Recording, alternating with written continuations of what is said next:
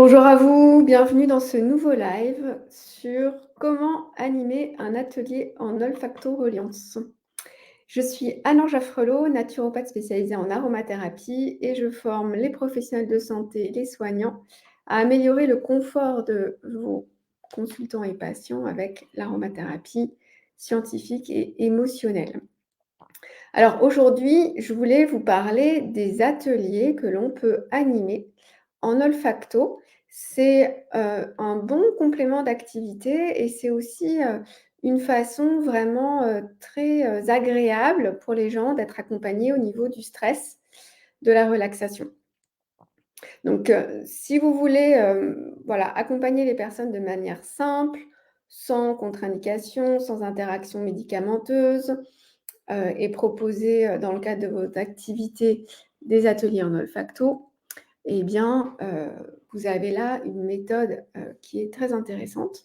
Donc première chose quand on veut animer un atelier, c'est d'abord de savoir à quel public on s'adresse. Parce que, il va falloir ensuite déterminer les objectifs de la séance. Donc est-ce que je m'adresse à une association qui propose par exemple des cours de yoga et ils veulent olfacter les huiles en complément? Est-ce que je m'adresse à des entreprises? Donc là, c'est un public qui est, différent. Est-ce que je m'adresse à des gens, à des connaisseurs ou à des néophytes? Est-ce que je m'adresse à des personnes âgées en structure? En tout cas, il y a plein de façons de proposer. Par contre, il faut bien connaître son public pour être sûr, d'adapter les huiles essentielles qu'on va faire respirer et surtout de déterminer les bons objectifs. Est-ce que l'objectif de la séance, ça va être juste de la relaxation, ou de la respiration? Est-ce que c'est dans un cadre de développement personnel sur, je dis n'importe quoi, des hyperphagies alimentaires, des boulimies, un sevrage tabagique, ou bien une thématique de créativité, d'ancrage? Est-ce que c'est, dans un objectif d'ouvrir le dialogue, de développer le souvenir, la cognition?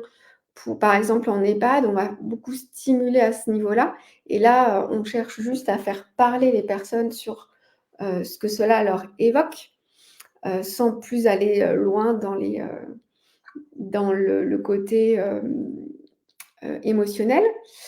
Est-ce que l'on veut faire découvrir tout simplement les huiles de manière très simple et ludique et on peut par exemple les faire découvrir par des familles, botaniques différentes?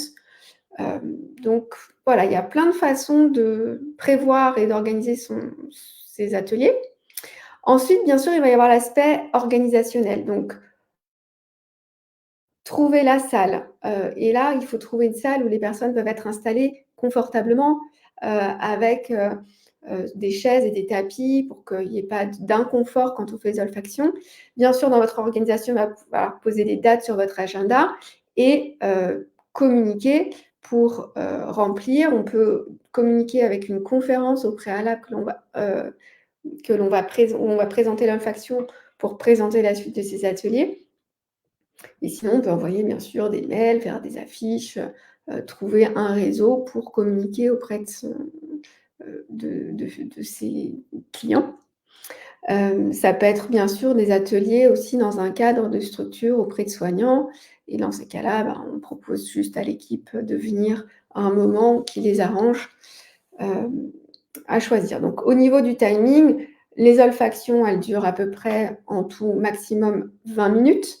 Par contre, la durée de l'atelier, elle peut varier. Donc si c'est vraiment, des soignants qui n'ont pas le temps, ça peut être juste 30 minutes, le temps d'installer les gens et de rapidement, les faire revenir.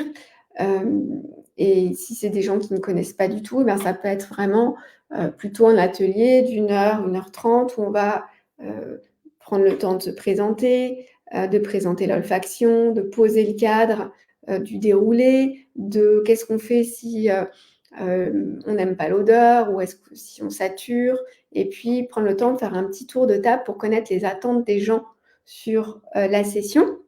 Ensuite, il faut bien expliquer comment tenir la touche à sentir, à quelle distance, comment on fait si on se sent agité, s'il y a beaucoup de pensées qui passent, s'il y a beaucoup d'émotions, s'il y a des souvenirs qui remontent. Hem Et puis bien sûr, si la personne se sent pas très bien. Si vous voyez qu'en fin de séance, il y a quelqu'un qui, ne se sent pas bien, lui proposer, votre aide, de parler, et éventuellement un accompagnement en séance individuelle. Donc dans le cadre une fois que le cadre est posé, on va proposer 1 ou 2 huiles essentielles, maximum pour pas, trop faire d'odeurs dans la même salle en même temps. Et ensuite, on va guider de manière générale, donc toujours bien revenir au corps et puis ensuite y aller très progressivement dans cette mise en relation, mise en lien entre la plante, l'odeur et chacun, au niveau de la respiration, au niveau du corps et puis laisser la plante s'installer pour qu'elle vienne, déjà relaxer au niveau nerveux et puis, faire son chemin, sur, éventuellement un état d'esprit ou un état émotionnel. Donc ce qui est important quand on guide, c'est vraiment de le faire en faisant soi-même plutôt qu'en récitant un texte ou en lisant un texte. Parce que là, eh bien, il y a quelque chose qui passe quand on est dedans soi-même et quand on le fait soi-même, eh bien, les gens le sentent beaucoup mieux. Donc ça, c'est des choses qu'on vous apprend, mais que vous pouvez faire si vous savez déjà guider à voix haute. Donc le voyage, le retour au corps, le voyage en tour, ça dure une vingtaine de minutes et puis on va faire revenir tranquillement les gens. On peut, proposer, donc de bouger, de s'étirer, de respirer de nouveau, de garder un moment les yeux fermés et puis on peut proposer, la création d'un stick olfactif ou bien, les gens repartent juste avec leur touche à sentir et ce qui est important, c'est surtout de faire un tour de table avec un mot sur le ressenti de chacun, sans trop de détails, mais pour s'assurer que tout le monde va bien. Pour pas laisser repartir quelqu'un qui serait un peu entre 2, mitigé, avec quelque chose qui est remonté, mais qui a pas su gérer. Donc là, c'est important vraiment de verbaliser. Selon les groupes, il y a des gens qui vont être à l'aise pour parler, pour communiquer. En entreprise, les gens sont peut-être moins à l'aise parce qu'il y a des collègues autour et on veut pas trop se livrer de manière personnelle. Et puis des fois, ce qu'il faut savoir, c'est que tout simplement, le mental est tellement, chanté et neutre, et stoppé qu'on n'a rien à dire. C'est pas pour ça qu'on va mal et qu'on n'a rien envie de dire, mais parfois c'est juste très difficile de mettre des mots sur une expérience comme ça un peu, subtile.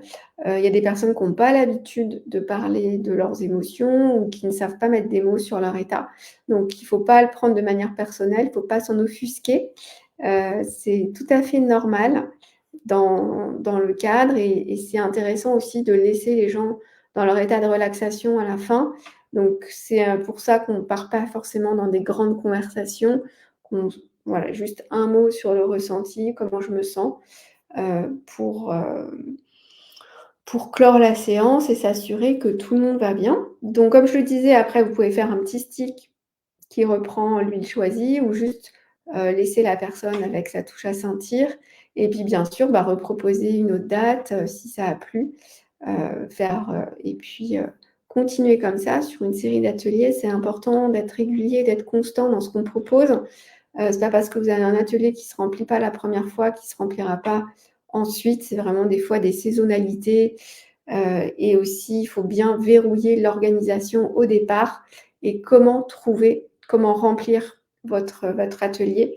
Donc partir d'une association, c'est intéressant, qui a déjà un fichier, c'est intéressant. En tout cas, si vous avez envie d'apprendre à guider, d'apprendre l'aspect subtil pour justement transmettre, ces olfactions, à un public stressé, anxieux, eh bien, je vous invite à prendre rendez-vous avec moi et à rejoindre pour candidater pour rejoindre la prochaine cohorte, qui aura lieu au mois de mars, qui commence début mars. Je vous ai mis le lien dans la description et je vous souhaite une très bonne journée. Si vous avez des questions, bien sûr, j'y réponds avec plaisir.